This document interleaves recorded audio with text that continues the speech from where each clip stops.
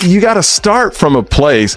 Put it like this. I don't know if you heard of this Green Deal where they want to take 70% of anyone that makes over $10 million, 70% of their income. That's hilarious. That's hilarious. It's the dumbest thing ever. That's AOC, right? Is that her idea? It's the dumbest thing ever. Right? I don't mean, I wasn't calling her. I said that. I like her. I was saying good luck with the expression. Yes. This nonsense from like AOC that he should be impeached is just absurd. Absurd. There's no... Okay, get back to me when you've read the Constitution or get a law degree, because you sound like an absolute idiot. There is absolutely no ground to impeach the... Joe Rogan and Megyn Kelly team up for a ruthless roast of AOC, and it's brutal. Joe Rogan brings the unfiltered fire. Megyn Kelly brings the surgical strikes, and together, they deliver a takedown of Alexandria Ocasio-Cortez that's as hilarious as it is devastating. From the Fantasyland promises of the Green New Deal to her viral meltdowns and headline-chasing drama, nothing escapes their scorched earth commentary. With sharp wit and zero mercy, they expose the cracks in AOC's carefully curated persona, revealing a politician long on theatrics and short on substance. If you thought AOC was untouchable, think again, because this duo just turned the heat all the way up. Here's the thing. First of all, you've got incompetent use of funds. Like, where does the money go? Exactly. All our tax. Where does it go? This idea that if you tax the rich, that all of a sudden all the problems will stop existing. That is so silly. You still have incompetent people that are distributing the money. They'll just create more jobs. There'll be more red tape. And we get more in debt. Yeah.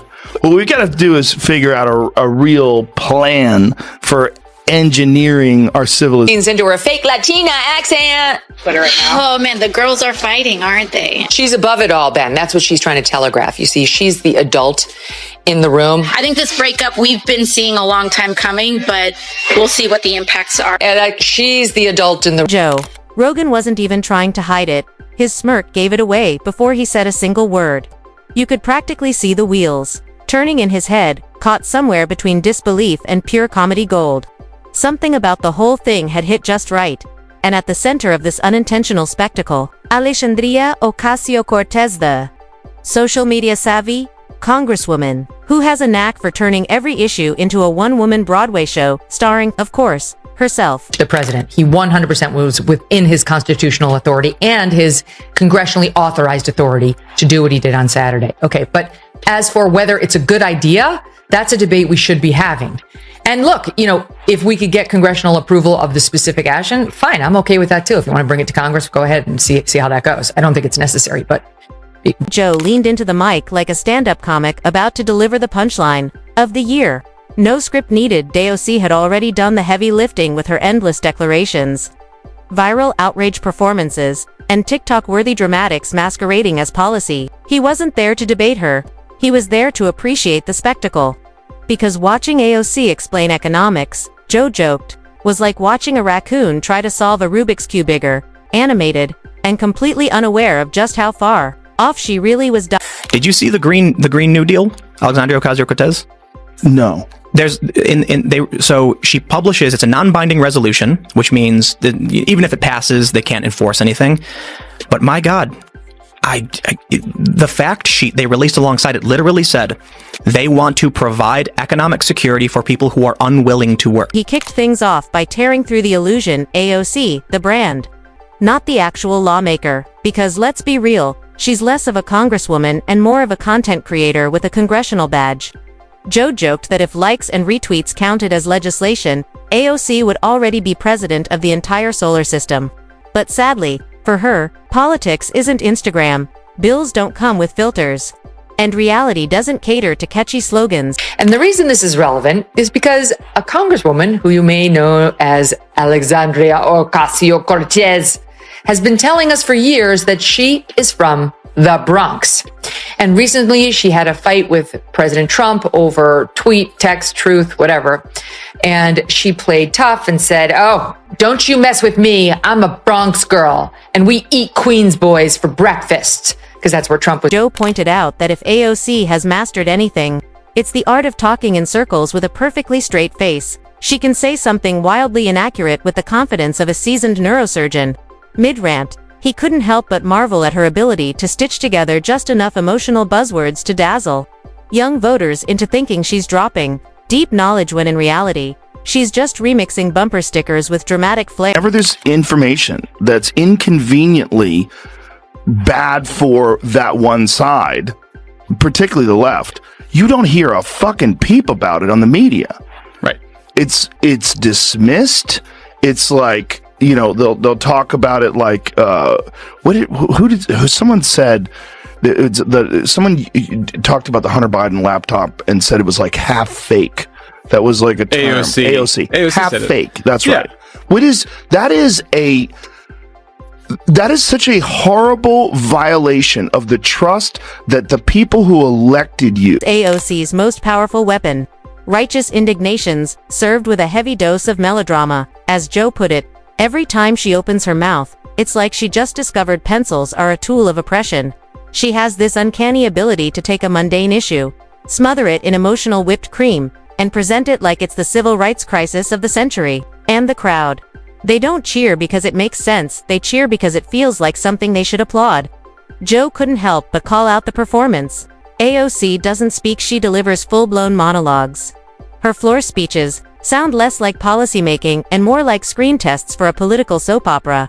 If dramatic flair could pass legislation, she'd have rewritten the Constitution by now. He laughed, recalling one of her most infamous moments, turning a basic parking lot into her personal Normandy. That's her talent, spinning minor inconveniences into massive tragedies and convincing half the internet she just unearthed a secret plot. And when it comes to actual policy, Joe noted she never directly answers. Ask her about inflation, and she launch into colonialism. Question her on energy policy, and suddenly it's all about polar bears and broken feelings. Everything's a metaphor, nothing's grounded, and somehow the solution always ends with taxpayers footing the bill. Probably one of the most unintelligent billionaires I've ever met, seen, or witnessed. This dude is probably one of the most unintelligent billionaires I have ever met or seen or witnessed. This guy's one of the most morally vacant, but also just least knowledgeable about these systems that we know of, she said. I mean, this guy is one of the most morally vacant, but also least knowledgeable about these systems that we really know. The Green New Deal. Joe Rogan didn't hold back. He called it a fever dream, scribbled on a napkin during a vegan brunch. Trillions in spending, zero in practical solutions, and the kind of wide-eyed environmental fantasy that only a college freshman could pitch with a straight face. To him, it wasn't policy, it was climate cosplay, and AOC. She was dressed like Captain Planet's overly emotional intern. Joe marveled at the contradiction. The self-proclaimed voice of the working class tweeting from a luxury apartment, decked out in designer protest gear. It's like watching someone cosplay a revolutionary while sipping a $7 latte and lecturing their Uber driver about equity. But Joe wasn't angry, he was amused. Because to him, AOC isn't dangerous. She's a one-woman improv act who accidentally landed a seat in Congress. Her role isn't about crafting legislation, it's about cultivating a brand. She's more reality show contestant than representative, tossing out utopian with zero logistics and then labeling anyone who questions the cost a bigot. Then came Megyn Kelly, cool, cutting, and unrelenting. Where Joe laughed, Megyn dissected. She treated AOC not as a politician, but as a case study in manufactured image, a walking, talking masterclass in how charisma can be mistaken for competence. And respectfully, AOC, well, that's real cute, except she only lived in the Bronx until she was age 5, when at best you're in usually kindergarten, maybe first grade. And she spent the rest of her childhood, 1 through 12th grade, in Yorktown Heights, which is Westchester. And by any measure, it is richer, nicer, and more white collar than the Bronx, with all due respect to my friend. Megyn Kelly started with AOC's origin story, the carefully packaged myth of the fearless bartender turned congresswoman who toppled the establishment. It was political marketing at its finest. The media, Megyn said, painted her like a real-life Disney character, pure-hearted, fresh-faced, and totally uncorrupted. But scratch the surface, and what you find isn't a revolutionary, it's someone in way over her head. Armed with preloaded talking points, a Twitter army, and a remarkable resistance to accountability, AOC built her platform on headlines, hard work. Megyn laid it out plainly. Lots of viral moments, very few legislative victories. More selfies than substance. More Instagram lives than actual laws. AOC talks like she's leading a movement but legislates like she's still trying to find the bathroom in the Capitol. She's not dismantling the system, she's performing resistance under a ring light. Megyn compared her to a politician who figured out Instagram filters before figuring out how a bill becomes a law.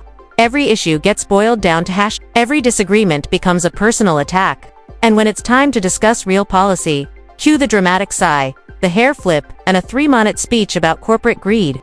As for economics, Megyn didn't mince words. AOC's grasp on the subject, she said, is about as deep as a fortune cookie, vague, cheerful, and always one sentence away from total nonsense. Ask for details, and out come the buzzwords flung like glitter.